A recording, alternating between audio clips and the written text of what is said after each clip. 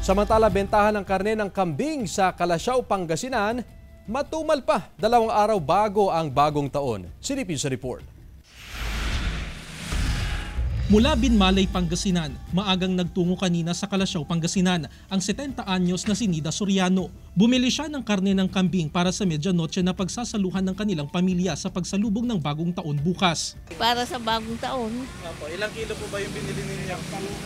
1 kilo na laman, tsaka ito ay ulo. Sinampalukan.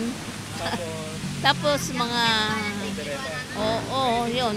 Pinili raw niya ngayon na mamili dahil tiyak daw na magtataas pa ang presyo ng karne ng kambing. Sa ngayon, naglalaro sa 470 hanggang 480 pesos ang kada kilo ng karne ng kambing. 450 dati, ngayon 480 na. Kasi matas din ang kuha namin ng kambing. Ayon sa ilang tendera, posibleng pumalo raw sa 500 pesos per kilo ang kanilang bentahan bukas, bisperas ng bagong taon. Hindi naman, parang ganun din, parang araw ng normal din. Oo. Baka bukas. Yun, kasi yun ang talagang disperse ng bagong taon talaga. Inaasahan namang pagkatapos ng bagong taon ay posibleng bumalik na sa normal ang presyo ng karne ng kambing sa 450 pesos per kilo. Kasama si Henry Duminsil, Jeric Pasiliao, 1 North Central Luzon.